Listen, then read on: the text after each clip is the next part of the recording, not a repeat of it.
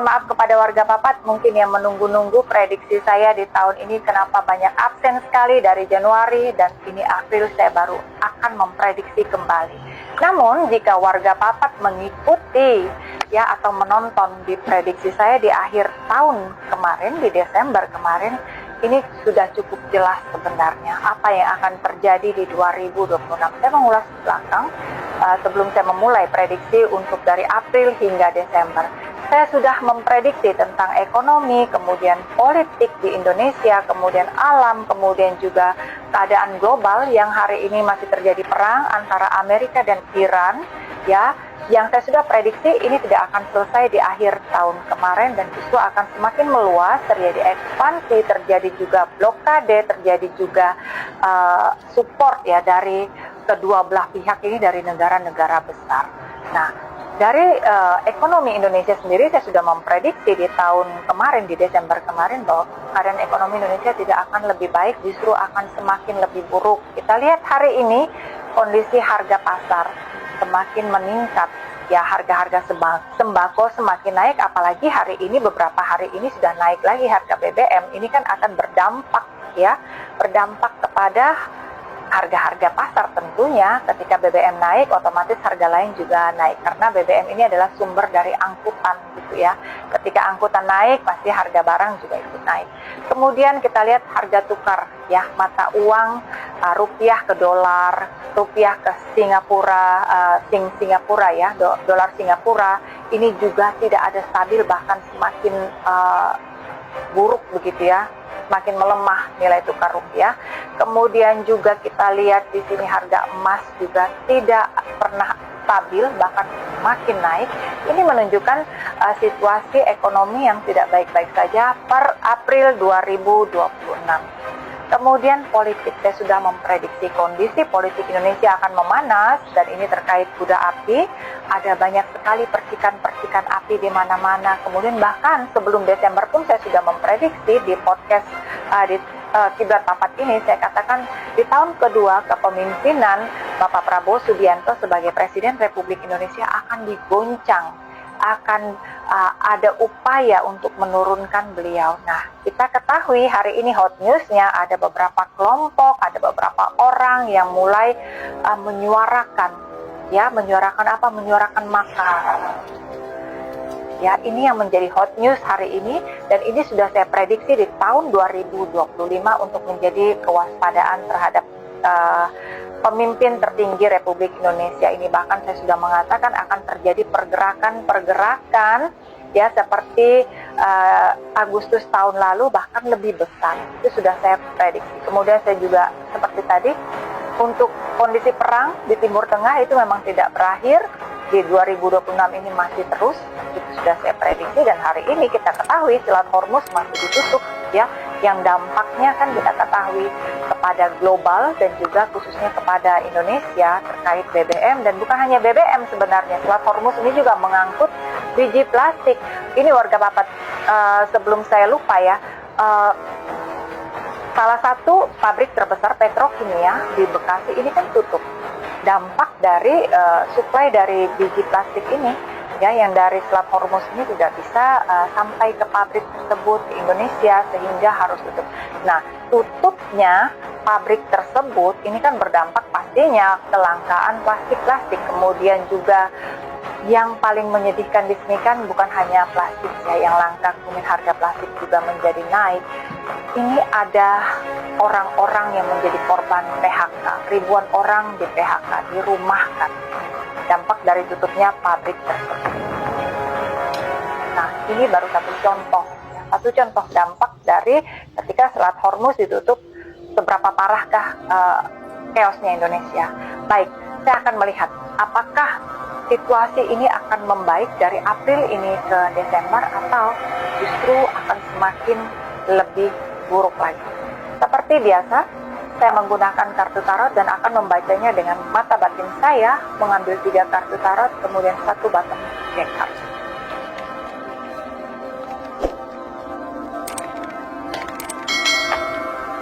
Baik, kartu yang pertama adalah Queen of Swords.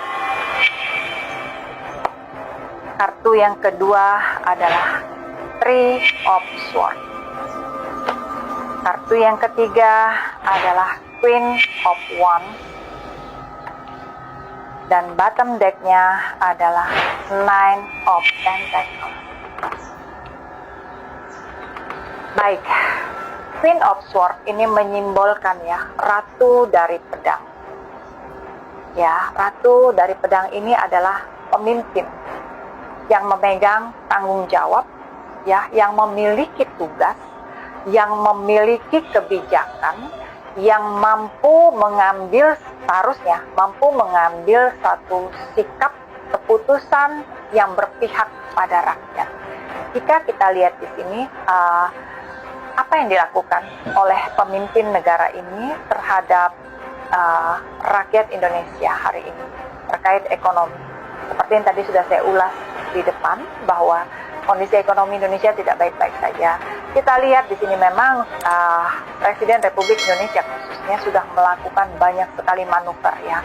Luar negeri sangat intens sekali, negosiasi dengan negara-negara luar cukup intens berkunjung. Bahkan hari ini mungkin beliaunya masih di luar negeri juga untuk melakukan negosiasi. Nah, di sini yang perlu saya melihat di sini kan peringatan ya, Queen of Swords ini yang memegang pedang, yang memegang keputusan, karena di sini ada simbol ungu. Ungu ini simbol dari spiritual, kebijaksanaan. Lakukanlah ya tindakan yang berpihak kepada rakyat. Ini berkaitan dengan situasi ekonomi. Apapun yang dilakukan oleh pemimpin ini adalah untuk rakyat, bukan untuk segelintir orang. Ini yang harus menjadi kewaspadaan, karena situasi hari ini sedang dalam keadaan sangat saya melihat di ujung tanduk. Jika terjadi tergelincir sedikit saja, terpleset sedikit saja, salah langkah sedikit saja, Indonesia ini akan menjadi bemper, akan menjadi santapan,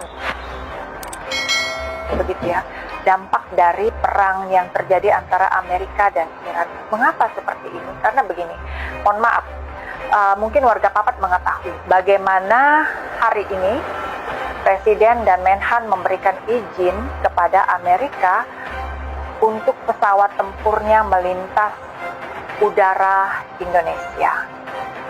Untuk apa ini pesawat tempur Amerika kok boleh bebas lewat di atas ya, di atas negara Indonesia? Sebelumnya tidak pernah. Tujuannya untuk spy kepada China sebagai lawannya. Ini kan berbahaya. Kenapa kita memberi akses kepada satu negara yang tujuannya ini adalah untuk menghantam lawannya, dan ini masih di Asia sendiri ya, China ini. Kemudian mungkin di sini adalah upaya ya dari Indonesia untuk negosiasi, karena kita ketahui Indonesia bagian dari BOP sendiri. Nah, ini yang saya bilang di awal tadi, Queen of Swords ini harus benar-benar mengambil satu langkah, satu sikap, jangan sampai salah, jangan sampai rakyat dan negara ini menjadi tumbal. Kemudian tindakan yang diambil dari pemimpin dan Menhan ini kan dapat respon. Kalau warga Papat melihat atau menyaksikan atau Google ya, dari pemerintah Cina kan memberi respon bahwa apa yang diizinkan oleh Indonesia ini sudah melanggar dari kesepakatan ASEAN. Ya, bahwa Indonesia ini kan tergabung dalam ASEAN. Ya, ketika kita memberi akses kepada yang kepada lawan ya di ASEAN ini, memang saya bilang Cina ini kan ASEAN. Ini akan berdampak kepada mana? Nanti kita dimusuhi oleh Cina ini yang berbahaya. Cina sendiri sudah memberi reaksi loh, sudah memberi respon loh hari ini, warning Indonesia, Indonesia, kamu sudah melanggar loh dari kesepakatan ASEAN, karena kamu memberi akses kepada Amerika pesawat tempur loh gitu untuk melintas, dan tujuannya untuk spy kami. Ini hati-hati. Kemudian kenapa? Ya mohon maaf di sini. Kenapa di sini Indonesia memberi akses kepada Amerika? Karena di sini kita ketahui, mungkin warga Papat mengikuti berita terjadi dealing antara Rusia dan Indonesia untuk mendirikan pabrik nuklir di Kalimantan Barat. Inilah yang saya melihat dengan mata batin saya seperti buah si malakama, karena Amerika dan Rusia di sini adalah dua blok yang berbeda dalam perang yang terjadi di Timur Tengah.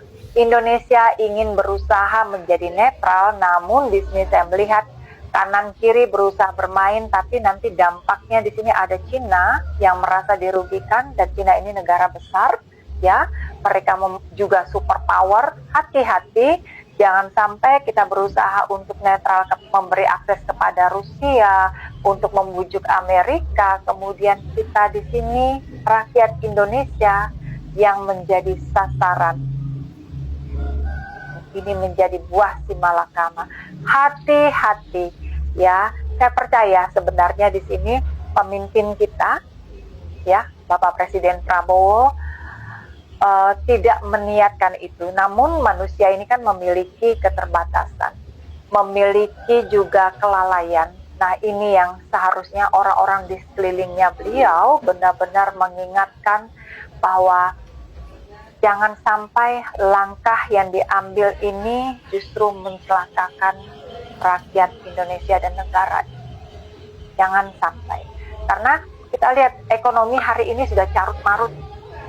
Ya, ketika mohon maaf, pemerintah sibuk, memang boleh gitu ya melakukan upaya negosiasi, cuma ketika terlalu berlebihan, berusaha ke kanan ke kiri, ujung-ujung bukan menjadi solusi, begitu yang saya lihat, karena di kartu kedua ini ada Three of Swords, ya, terjadi sakit hati, terjadi mungkin di sini dibohongi, terjadi juga di sini dampaknya kepada rakyat yang menjadi sakit hati, marah, kecewa terhadap apa yang dilakukan, yang seharusnya mengambil kebijakan langkah ini berpihak pro kepada rakyat. Tapi saya melihat dengan kartu kedua ini ada kartu yang ini, ya, Three of Swords. Ya, ada perasaan yang dikecewa, ada perasaan yang dihianati, ada perasaan yang merasa marah yang luar biasa. Nah, ini berkaitan dengan ketika ekonomi hancur, politik mulai bergejolak. Akan terjadi pergerakan-pergerakan, hati-hati, ditunggangi oleh orang-orang yang sudah muncul hot news-nya hari ini untuk melakukan tindakan-tindakan makar. Nah, ini ya yang saya sampaikan, apa yang menjadi prediksi saya di 2025, apakah ini akan bergulir menjadi bola liar di 2026 per April ini hingga Desember. Saya melihat ini akan bergulir, karena di kartu kedua ini menyimbolkan banyak yang sakit hati dengan tindakan atau kebijakan yang diambil yang tidak pro kepada rakyat. Justru rakyat yang akan semakin dikorbankan. Apapun yang dilakukan ini seperti hanya show off belaka, tapi tidak ada hasil yang signifikan. Ya, hati-hati. Mohon maaf sekali, di sini saya melihat timbulnya gejolak, pergerakan massa yang memang real, karena untuk mendemo situasi ekonomi yang tidak baik-baik saja, lapangan pekerja yang tidak baik-baik saja, ada people power turun ke jalanan. Ini saya melihat hati-hati, pergerakan ini saya melihat di bulan 6 ke atas, Juni, ini sudah April, ya, 2 bulan ke depan saya melihat mulai ada pergerakan-pergerakan masif. Hati-hati, Juni, Juli, Agustus ini akan terjadi kobaran-kobaran api, terjadi isu-isu yang tadinya ini benar-benar harus dihandle. Kalau tidak, saya sudah memprediksi dan meramalkan dalam 2 tahun kepemimpinan Presiden Prabowo ini akan digoncang dengan untuk diturunkan. Hati-hati, don't trust anyone, Pak, ya.